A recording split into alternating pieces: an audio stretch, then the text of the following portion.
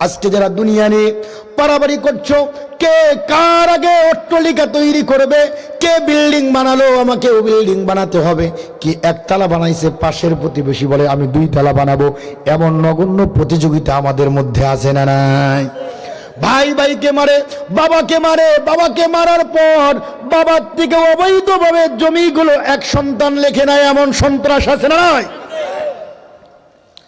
এই সন্তানের লোক তাকে ভাই ভাই থেকে আলাদা করে ফেলেছে, সমাজ থেকে আলাদা করে ফেলেছে, ইসলাম থেকে আলাদা করে ফেলেছে, আল্লাহর কোরআন থেকে আলাদা করে ফেলেছে, দুনিয়া থেকে, দুনিয়ার মোহ মাহাচ্ছন্ন তাকে একেবারে মহাচ্ছন্ন করে ফেলেছে, তাকে জাহান্নামের প্রতীক বানিয়ে ফেলেছে। বলেন ঠিক না বেঠিক?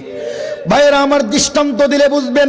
যেই দুনিয়ার জন্য আপনি বাড়ি বানালেন, যেই সন্তানের জন্য আপনি অবৈধ পথে চললেন, আরে আপনার সন্তানকে পড়াশোনা করার জন্য, উন্নত সে পড়াশোনা করার জন্য ঢাকার শহর পাঠালেন, আপনার জমিটা ছিল, জমিটা পর্যন্ত বিক্রি করলেন, আমার সন্তান মানুষের মতো মানুষ হবে এই আশা নিয়ে, এই স্বপ্ন নিয়ে যখন আপনি এগুলো করলেন, দেখবেন ওই সন্তান আপনি মারা গেলে ওই সন্তানকে পর্যন্ত তার পরের দিন আপনাকে দেখতে যায় না। বলেন ঠিক না বেঠিক?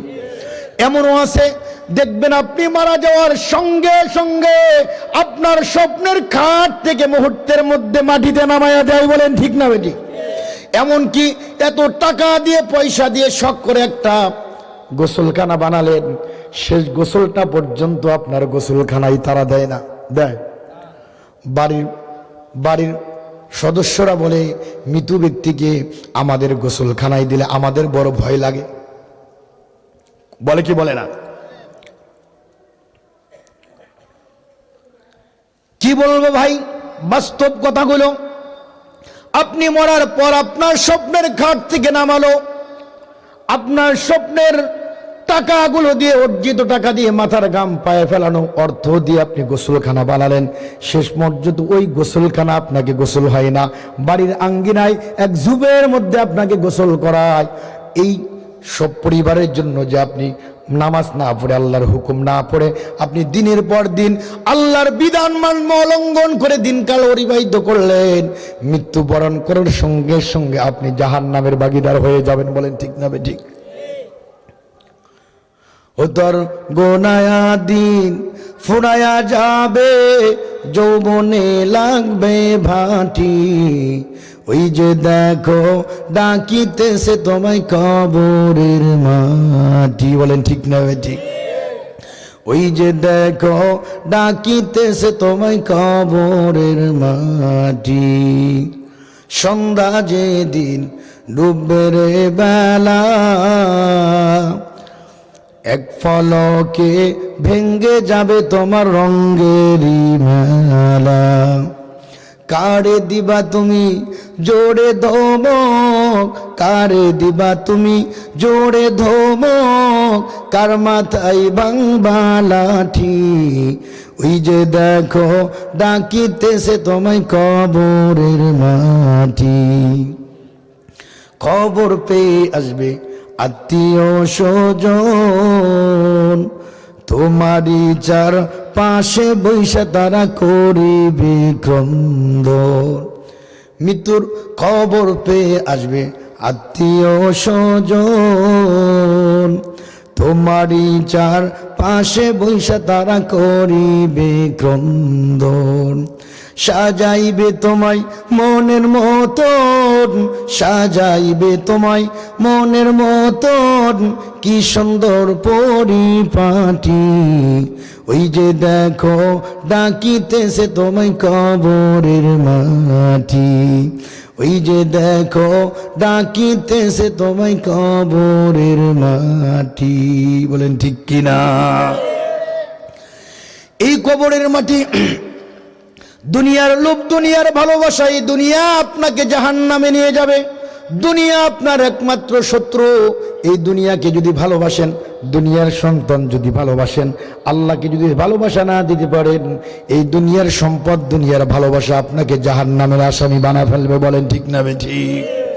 এই জন্য ভাইয়েরা আমার বলতেছিলাম, হযরতে উসমান গনি নাম শুনছেন?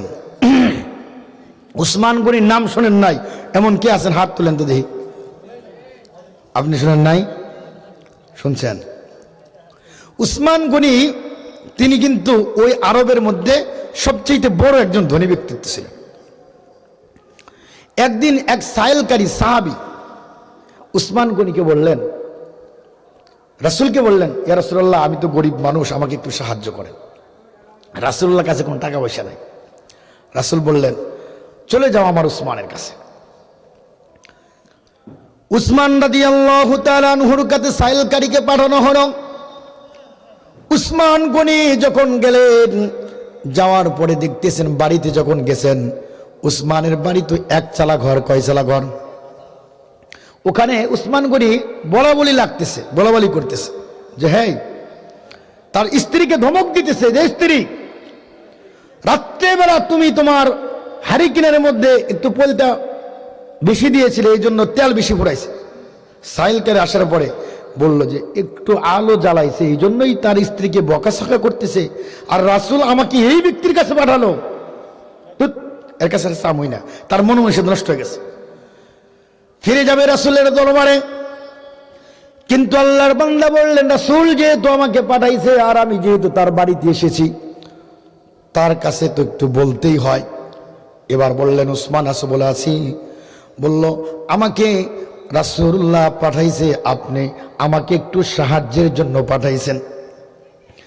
হযরত উসমান কাল বিলম্ব করলেন না, এ কথাও বললেন না যে তুমি দাঁড়াও, এ কথাও বললেন না যে তোমাকে কেন পাঠালো।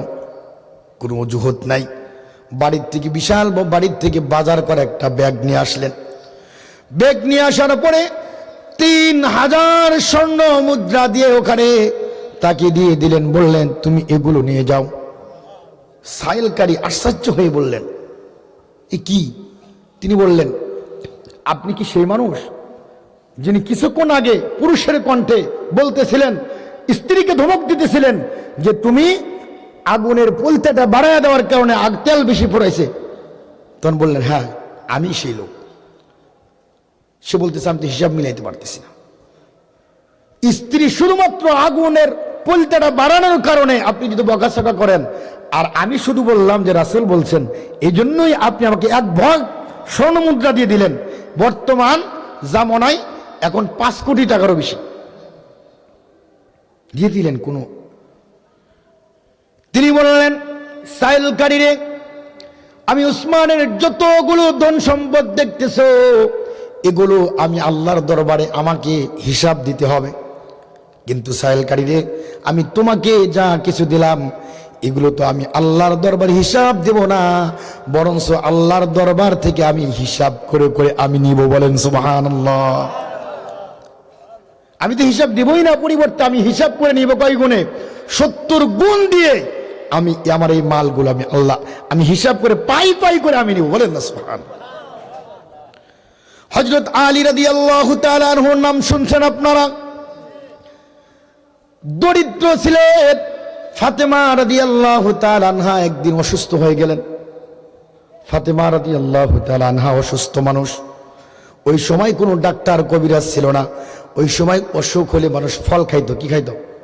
গাছের লতা পাতা খাইতো, ফল খাইতো। আল্লাহ ভালো করে দিতেন। বলেন সুবহানাল্লাহ। এমন এক অসুস্থ আক্রান্ত হয়ে গেলেন হযরত ফাতেমা। আলীকে বললেন, আলী রে, আমার জন্য একটু আনার নিয়ে এসো। আনার নিয়ে আসলে এগুলো খেয়ে আমি ভালো হয়ে যাব। তো ওই রোগের চিকিৎসা হল আনার ফল। বাজারে গেলেন আলী, টাকা নাই তেমন, একটা আনারই কিনলেন। কেনার পরে বাড়িতে যখন আসবেন এমন সময় এক ভিক্ষুকের সামনে দাঁড়ায় গেল। বলল, আলী রে, আমি বড় অসুস্থ, তোমার ব্যাগের মধ্যে যে একটা আনার আছে, আনারটা যদি দাও তাহলে আমি খেয়ে পরিপূর্ণ সুস্থ হয়ে যাব। আলী বলে, আমার ব্যাগের মধ্যে আনার, এ জানলো কেমনে? হযরত আলী রাদিয়াল্লাহু তাআলা আনহু বললেন, ঠিক আছে, কারণ আল্লাহ বলছেন, ওয়া আম্মাস সাইলা ফালা তানহার, তোমরা সাইলকারী যারা চাবে, আল্লাহর জন্য চাবে, পেটের ক্ষুধার জন্য চাবে, এদেরকে ঘাড় ধমক দিয়ে বের করে দিবা না, এদেরকে ধমক দিবা না, এদেরকে পারলে দিবা, না পারলে বলবা আমাকে মাফ করে দাও। আলী বললেন, আমার কাছে তো আছে। ঠিক আছে, আনারটা 2 টুকরা করলেন। বললেন সাইলকারী তুমি চেয়েছো এই